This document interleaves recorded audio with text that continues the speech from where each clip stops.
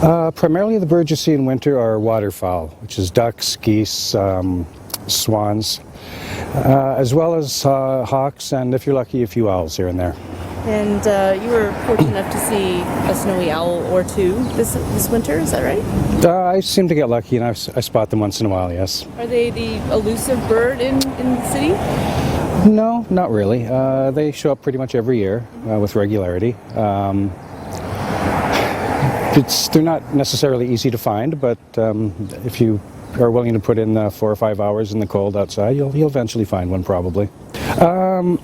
One of my favorite winter birds is the northern shrike, which is this vicious little songbird about this big that catches its prey and impales it on twigs and thorns and stuff like that to come back for later eating. Probably the rarest bird I've seen here in the winter is a golden eagle. You'll often see bald eagles, but golden eagles are very, very rarely spotted in these parts. Oh, it's an excellent birding spot year-round, and that's because we're sort of on the north shore of Lake Ontario, and any birds that are crossing the lake, as soon as they hit Toronto or the North Shore, they stop, rest, eat, bulk up for the next part of their trip, especially in the spring migration. So it's a fantastic area for birding.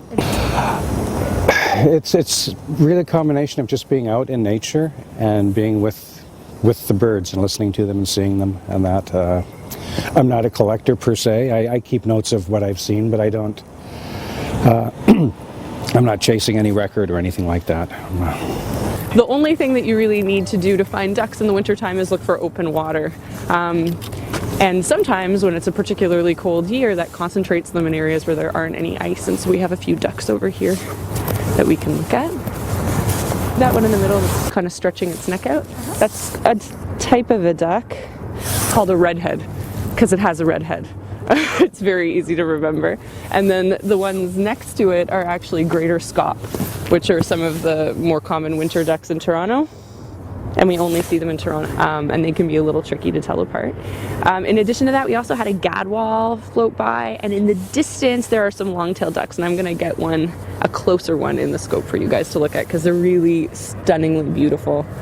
This Arctic duck that comes to Toronto for the winter time. Wow. Ooh, one just landed. Okay, a few just landed here in a group. This is a good, you can see a group. You said the waterfowl is generally what you would see in the winter? Yeah, they're your best bet in the winter. They're some of the most special species. So other groups like those winter finches that we talked about, they come for the winter time as well, and you only see them in the winter. Them and the ducks are pretty much the only specialty winter birds. The other birds that you see in Toronto in the winter time are the ones that never leave Toronto. They stay here all year long and they never go anywhere, like your chickadees and your cardinals and your nuthatches. Oh, I think I heard a nuthatch.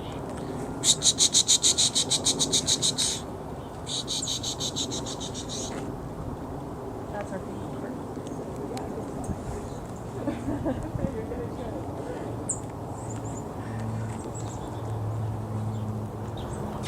No, that's a house sparrow on the seeds. That's a house sparrow. That's your common sidewalk bird. That stays all year long in Toronto. You would never see They birds just like need that. habitat. You actually do. I saw a tree sparrow once at Queen's. A bird like the red-headed woodpecker disappeared from Toronto in the last 15 years completely, and they don't see them anymore. It used to be a really common nester in places like High Park. And then some birds, like we talked about with our winter finches, are abundant one year and not around the next. So that's part of the reason that looking for birds is interesting, because you do notice changes all the time. And yeah, that's kind of part of the game. Is saying, hey guys, there are birds here. We have, over 300 species that visit Toronto over the year, and there's a lot of good things to be found. Last spring, Toronto had a Kentucky warbler in this very park, which is a bird that we don't see in Ontario very often, and probably hundreds of people came to see it. We had a Swainson's warbler, which is, I think, a first. Don't quote me on this, but it's if it's not the first, it's one of the first ever seen in Ontario.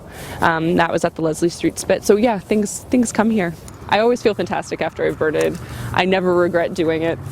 And yeah, part of it is just getting outside and being active, which makes you feel really good. It's kind of this mental therapy in nature too, though, because you feel calmer and less stressed after you've been out to see these birds in their wild habitat in your neighborhood. So it's good.